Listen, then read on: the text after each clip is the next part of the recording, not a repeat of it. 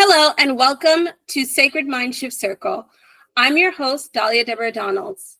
Today our guest is Krishinda Powers, a former NHS midwife and current holistic midwife in Barcelona with many years experience, supporting families during their prenatal and postnatal journeys. She is the author of the book, The Emotional Breast, Our Boobs Have a Voice. Let's welcome Krishinda. Hi. Hello, good morning. Good morning, Krishinda. So I don't know if a lot of people know this, but when I was first deciding to have kids, I was really trying for a natural home birth. It didn't really work out because my daughter was breech and I had to run to the hospital because I broke water early. But I actually contacted you in Barcelona initially to find out more about having a natural childbirth. And I was really, really keen on the idea. And I thought it would be really great to invite you today to just discuss about the importance of that connection between the mom and the child during birth and basically everything that it entails as far as the prenatal and postnatal care. Great. Thank you. I'm really happy to be here. And it's interesting because I'm not sure if you remember, me. But the thing is, there's not very much of us who live here in Barcelona. So I always remember my black and brown mamas because there's just not a lot of us. So yes, I remember. Well, and so tell me now, after you have been living in Barcelona all this time, but you're originally from the UK, what inspired you to become a midwife? And then you can explain a little bit how you transitioned to Barcelona. Well, initially I had 2 children. So I had my son in Glasgow and then I had my daughter in Bristol.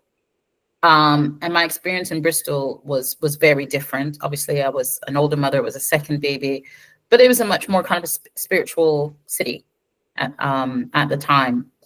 And I was interested in being a doula, so I kind of started doulaing and connecting with the doula community at that time in the UK.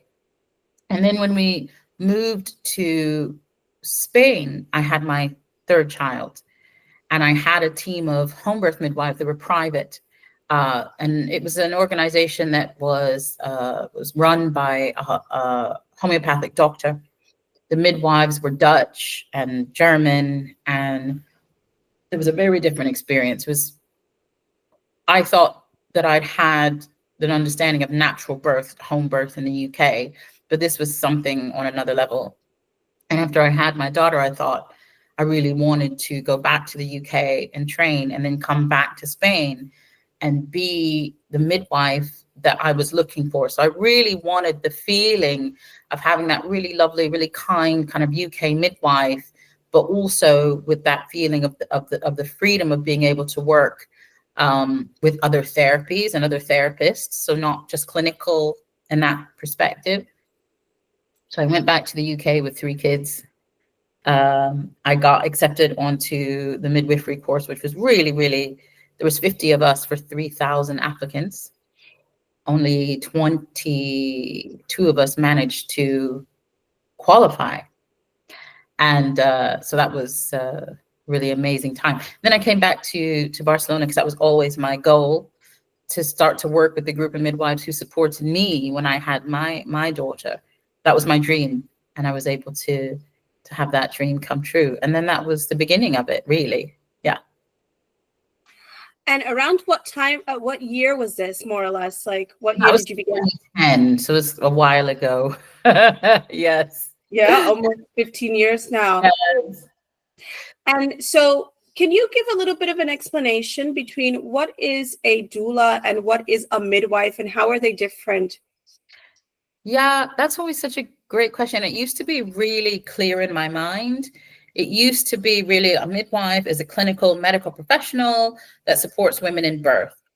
She works in hospital, she can work in home birth, she can work in birthing centers, clinics, all different types of roles, midwives, like breastfeeding, women's health, sexual health, all those kind of roles. It's really kind of NHS defined. And a doula is someone who supports women either in birth, postnatally, antenatally, and she'll have her own skills, whether they be yoga or breastfeeding support or whatever.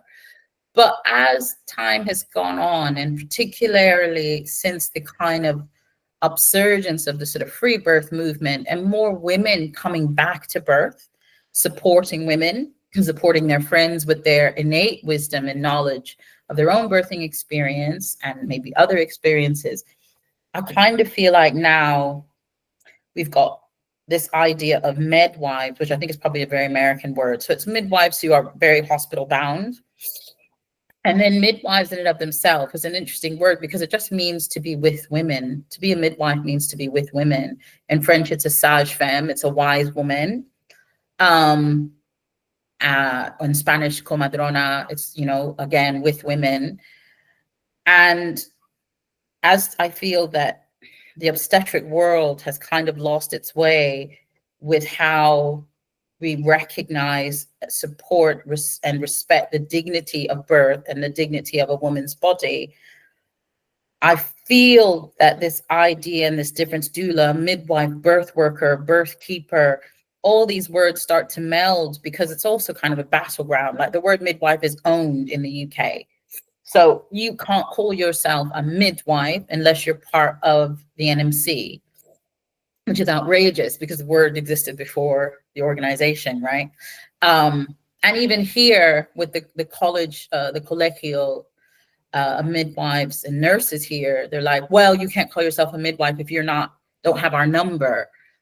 It's an interesting thing because this has never had anything to do with the patriarchal or obstetric society. This has always been about, from the very beginning, women supporting women and the things that women do, which is birth, and care for their baby and feed their baby. So now I'm not really so clear cut with this idea of the difference between doula and midwife. And I mean, it can be challenging, but I think you have to just make a distinction whether you're kind of clinical in hospital or you're working in a way. So I had to change my information and call myself a holistic midwife because I'm not in the college and I'm not with the NMC anymore. So I don't feel that I can throw away the word midwife. I went to university. I did that job. That was hard. I had 3 kids. I fought my way through university. I graduated when, half of my cohort couldn't manage. I'm really proud of that. The wisdom, the knowledge, and the experience that I have don't disappear because I can't put that label on me. So it's not, I wish it was like this and that, but unfortunately, the way the world has come round, it's not anymore. That's not an answer. Yeah, and it's so interesting because this trade, let's refer to it as that, or like not, was always just about a woman coming to the assistance, being there, supporting another woman in labor. It's gone on for eons, centuries, and it's something that, I think it was maybe around the 1800s. It might be around the 1800s. It started to, or a little after, perhaps, it started to become more centered around medicine and men and obstetrics was 1800s France, and that came about when the King Louis made the decision that he needed to make sure that his heirs were his heirs. So he did something that was unheard of. He started entering the birthing space, which men didn't do. And he encouraged his surgeons to create a table so that he could actually see his heirs being born, so that he knew they were theirs. Because before then, women gave birth in birthing stools and things. And this was basically the emergence of modern day obstetrics, because when we put a woman on her back, obviously lots of physiological things happen, birth becomes obstructed. And so along came obstetric birth, where we had to then start to intervene with things like forceps and all these kind of things, because we stopped working with the natural physiology of a woman's body. And because, this was like kind of the royal court doing these births, it became very popular. Obstetrics grew. But also it was a way for men, yes, to take control over something that they had been banished from, a space that where they were not, in a sense, welcome or not even interested in. And all of a sudden they realized that they could have control from that perspective on women's bodies and experience more and more. So, yeah. And you know, it's interesting because I remember when I was researching this, and of course, in Spain, it was something that was pretty frowned upon in comparison to the United States, because in the States, I think that a lot of women were, at least by 2012, were interested in going back to doing natural birth, home births, free births. And that's how I really got the idea, because I was watching on YouTube this woman just in her swimming pool, and it was so beautiful to me. And growing up, I had seen so many of these programs from England, from the United States on the Learning Channel, and I knew all of the key words. And you have to take Pitocin, but you have to take the Pitocin, and then you're going to have to take the epidural because the Pitocin is speeding up the contractions. And, you know, all of these things that by them involving themselves in the birth process eventually made it harder. And Yeah. I remember, like I said, my last child, I had her in an ambulance, and it was only an hour. And I was in my house, and I called my best friend over, and all I told her to do was like, push on my lower back, push on my lower back.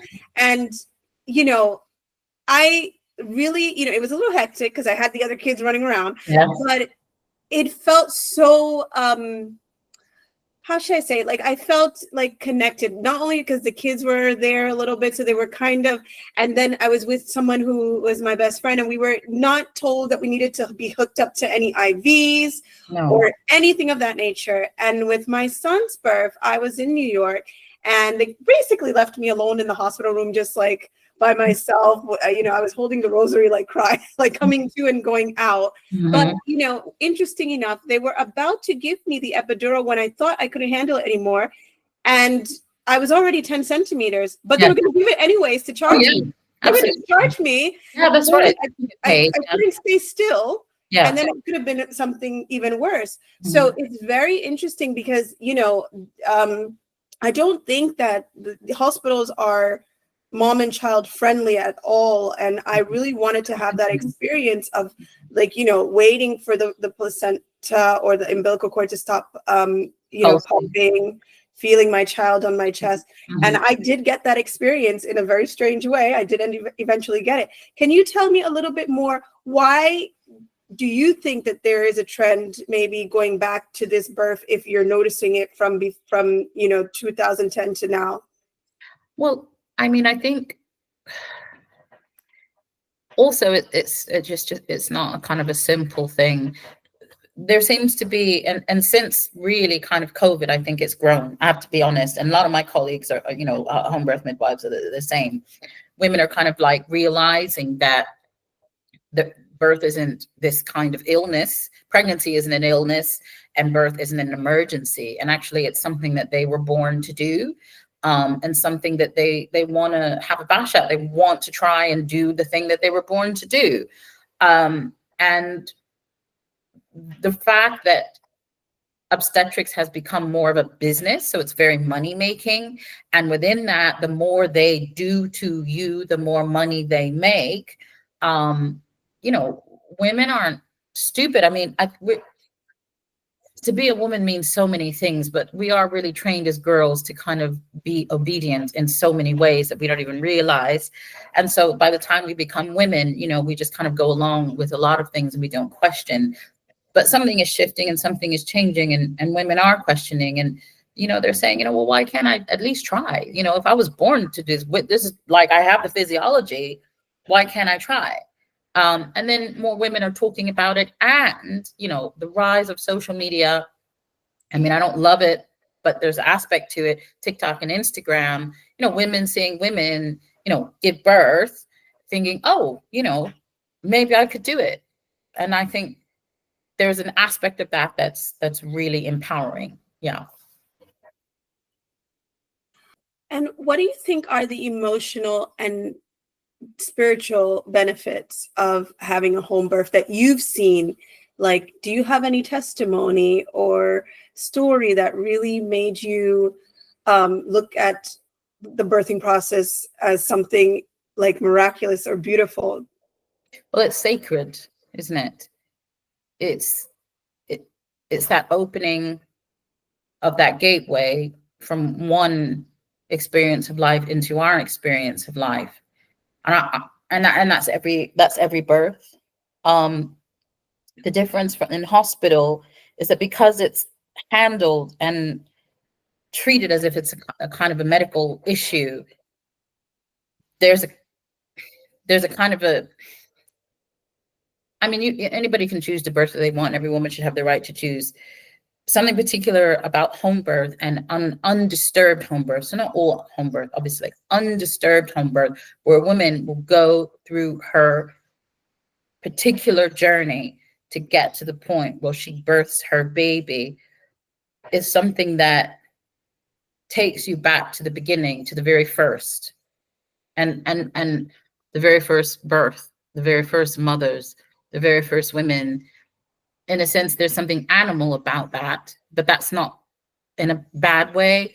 It's like if you sit with a kitten or your puppy or any other animal birthing, and we sit in silence and in observance, and we recognize this is life entering our world.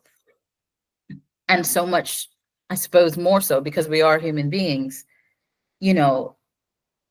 watching a woman do that thing that she was meant to do, but to become that gateway of life, labor being the journey that it is. And I always say, at some point you have to leave your body, go into the stars and grab that soul and bring it down with you. Do you know what I mean? Like what women become, where they go, everything they were, and coming into their true self.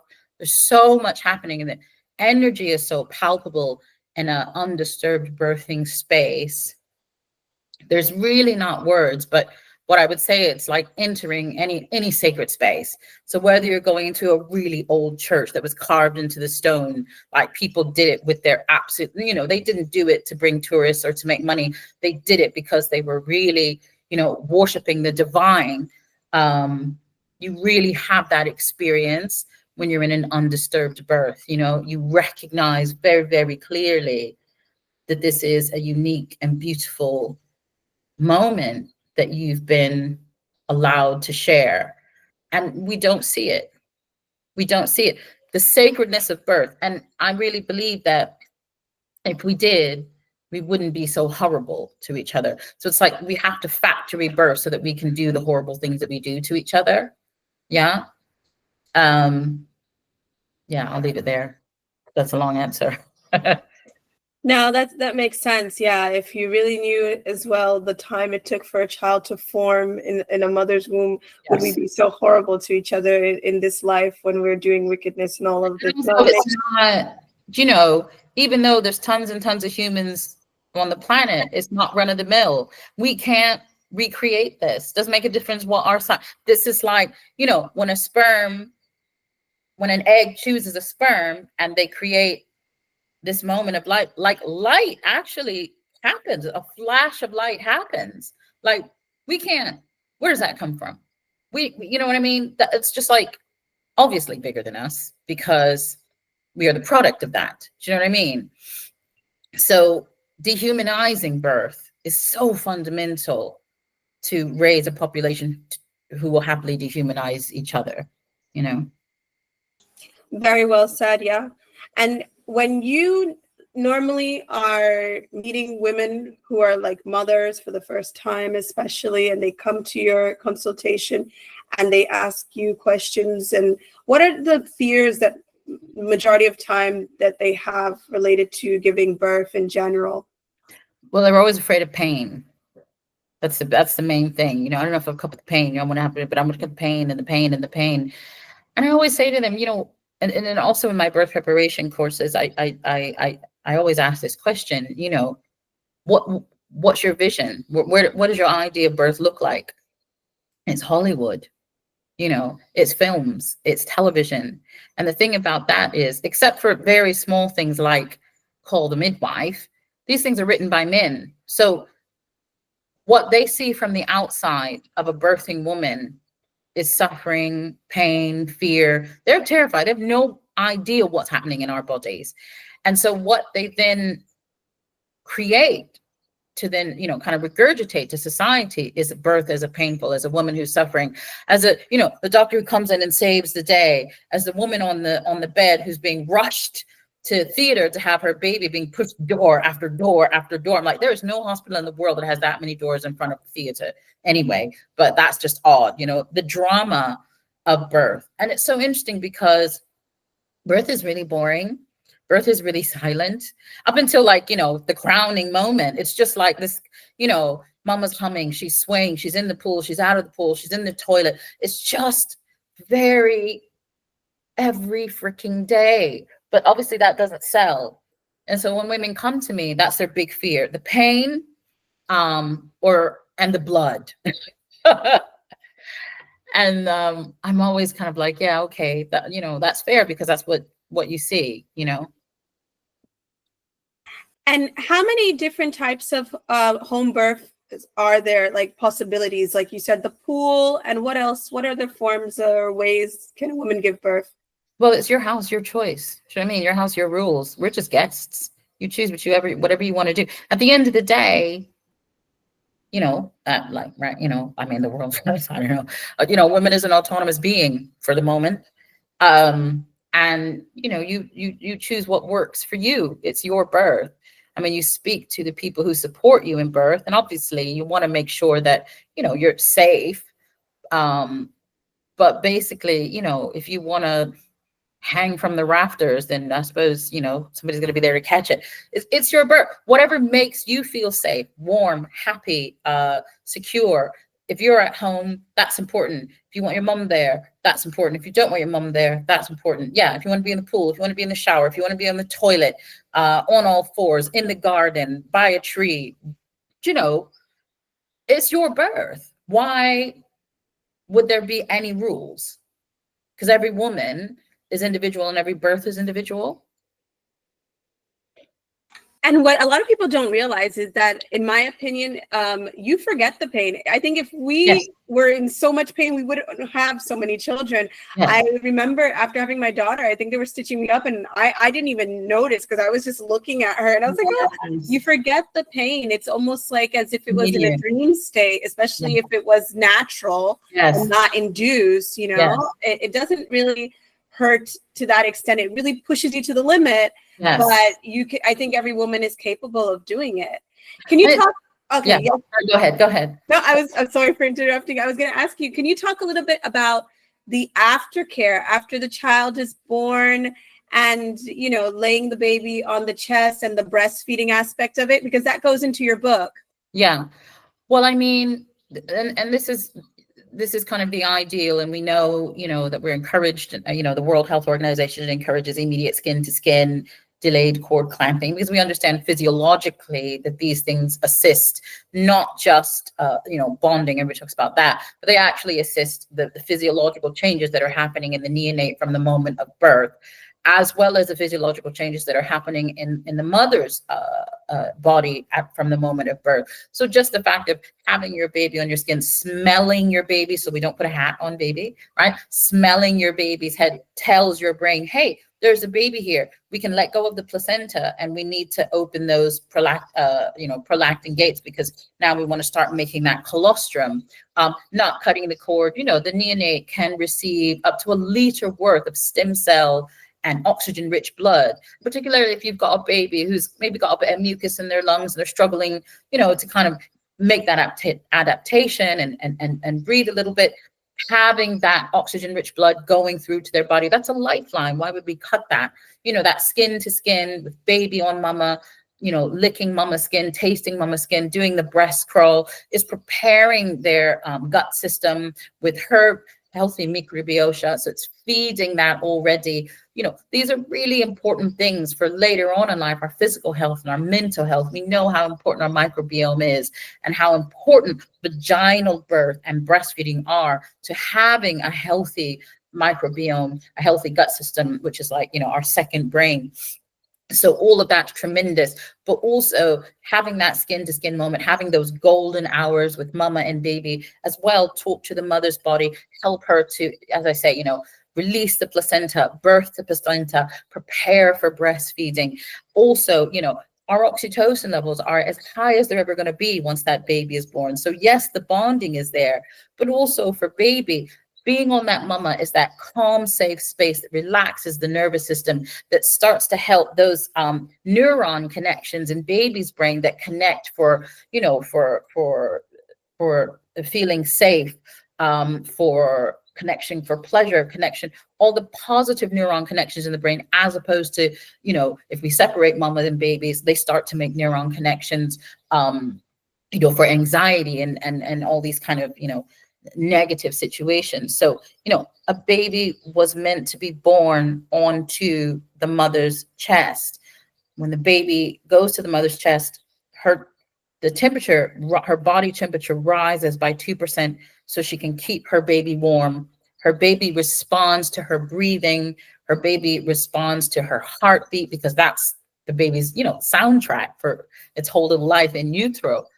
Her areola release the smell of the amniotic fluid, so the baby can follow their little nose and know where to go to attach to the breast. So, this is like the continuation of birth. So the immediate postnatal really should be undisturbed as long as mama and baby are well, because the process is continuing. It doesn't end just because baby is born. Far from it, far, far from it. It's just beginning. Yeah. Yeah, it's interesting because I remember when I was younger, and if you had a pet dog or you had a pet cat, the first thing they would tell you is don't touch the baby. Don't touch it. That's right. But yet for us, ourselves, we have these disturbances happening. Can you talk a little bit about the emotional boob as well and breastfeeding?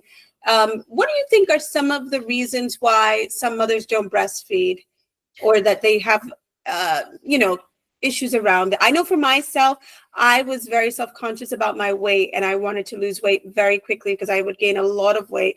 Mm-hmm. And therefore I knew I wasn't going to be eating the best foods because I was going to probably be slimming down quickly. And I felt like I prefer to see how much milk is in the bottle. But I did with my son do both. And he was okay with it. But then obviously with some of the children, once they get attached to the nipple or your nipple, then they are picky. But in general, what are some of the concerns that women have around breastfeeding? And what is your book about? Can you explain a bit about it? Okay, well, really, I wrote the book because I kind of got tired of saying the same thing over and over again. And I was like, if I put it in a book, you can bloody read it. At some point I'm going to die. So I wrote the book also because what would happen for me is that I would get a call from a mama who'd seen, I don't know how many other breastfeeding lactation consultants. And I was like the last one on the list for some unknown reason. They'd spent whatever amount of money and it just didn't work. And I'd rock up to their house and, do the thing that I do, and it would be amazing. And they would breastfeed, and it would be really easy. And so I just kind of thought that, look, I need to write this book, not just for mamas, to empower them with information, because we have no information. Pediatricians don't know anything about the physiology of breastfeeding. A lot of lactation consultants don't actually know about physiology, right? Not just positioning. A lot of midwives don't understand that. And of course, mamas, and particularly first-time mamas, don't understand. So we're doing old wives' tales, or my mom did this, or somebody told me that, but we're not working in the science. And so I really felt like it was important to write a book that was easy for mamas to read and engaging, but also for professionals to be able to read and support their knowledge so that they could support women. And the whole premise is that there is a kind of a mechanical side of breastfeeding where it's about the latch and the position and all that. And yep, that's super important. But what people were missing, and what I was being called to see again and again and again, were that women who had been traumatized. So they'd been traumatized by birth. They'd had a traumatic birth, or they'd had a difficult relationship with their body, or they had a difficult relationship with their mother, or they were in some kind of trauma. And because of that, the breastfeeding wasn't working. It was really painful. Their supplies were low, so many things. And what I would tend to do was, what I always do is, before I even start with the breastfeeding and the mom wants to tell you the breastfeeding problems, I always just go, well, how was your birth? And they just go quiet, and then they tell you the story, and then they cry. And so the idea is that breastfeeding is not just that mechanical process, but it is also a hormonal process. And one of the main hormones that we use in breastfeeding, the distribution system, is oxytocin, the hormone oxytocin. But we know enough about oxytocin when we talk about birth, that a mama needs to feel safe, mama needs to feel warm, and mama needs to feel loved. We need to have low lights. Do you know what I mean? We know that oxytocin functions when mama feels safe and warm and is in a really, beautiful space. And that oxytocin makes a mama have contractions and keeps birth going, right? But what we don't talk about is how oxytocin works as that milk distribution system for breastfeeding. And so if a mama is full of anxiety because she's had some kind of trauma, or she's suffering some kind of trauma, this gets in the way of breastfeeding. And oxytocin is then, replaced by, the stress hormones. Breastfeeding becomes incredibly painful. It's not uncomfortable. We then add in poor positioning, things like possible tongue tie, but that's a whole other thing. And it can just become a mess. So somebody rocks up and says, put your baby in this position, put your baby in that position, and then they leave. The baby's feeding, but you're still struggling, and it's still painful, and your baby's still not putting on weight. As opposed to coming in and just sitting down and really connecting with mama and saying, tell me about what's going on. How was your birth? Okay, there was the trauma there. Let's get through that. Mama releases, and then the milk flows. So there's that, and that's what the book is about. But one of the things, a particularly main thing about women struggle with breastfeeding is, society, how we view breasts, how we treat women who breastfeed, our ideas of what we think breastfeeding should look like in society, modified bottle feeding position where a baby is in a cross cradle position, which is completely not a good way to breastfeed, particularly a newborn, because newborns have instincts to crawl to the breast, so they need to be prone and in a much more natural position for initiation of breastfeeding. Our ignorance around breastfeeding, the idea that, I can't see the milk, baby's not going to get enough. People who don't realize that, breast milk is on tap. It is made from our bloodstream. Nutrients are taken from our bloodstream to create milk and then given to that baby. That there is a communication between the saliva in baby's mouth that leads and gives information to mama's brain to make that particular milk for that baby. Every single feed is a different feed. This idea that we don't have enough milk because maybe our breasts are too small, or the baby will suffocate because our breasts are too big, all just rubbish and lack of information, and the twisted way that we look at a breast as if it is only there for the sexual gratification of men. So there's just a lot. Well, it sounds very fascinating. And also that concept and that connection between whatever's going on in our minds, our traumas, things that have built up, can potentially affect, even though you might not think so, can it potentially affect how you're communicating with your newborn and how you're feeding your newborn. Absolutely. And what would you say, like, if you also, were to suggest for women that maybe they were beginning to release and understand this connection, what would be a way that they could begin to unwind to feed the baby? Is there like a certain way to breastfeed your child? Like, obviously, if you're in the street, you're just breastfeeding. But at home, can you set an environment to create an environment to breastfeed? Exactly the same as you would set your environment for labor.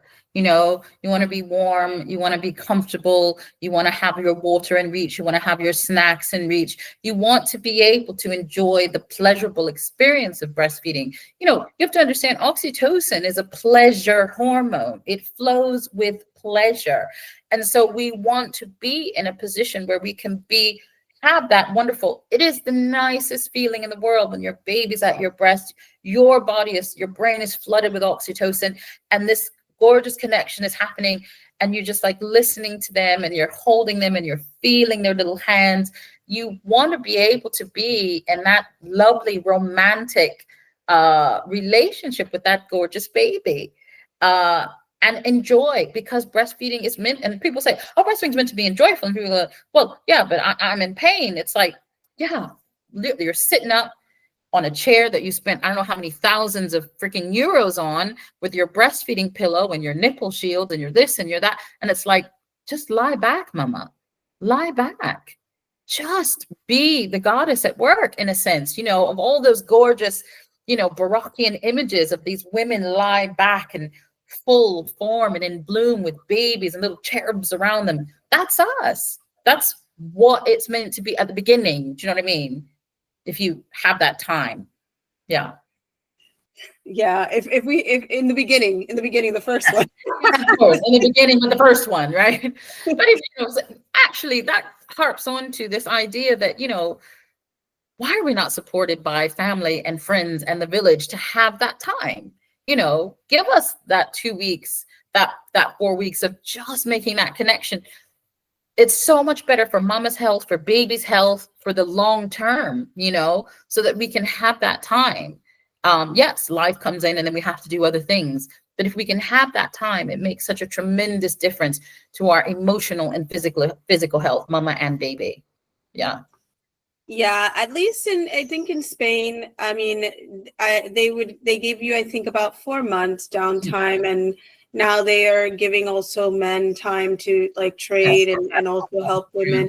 In the United States, you know, it's like I had to take disability. It wasn't, in fact, that's non-existent almost as far as maternity leave as in Europe. Yeah.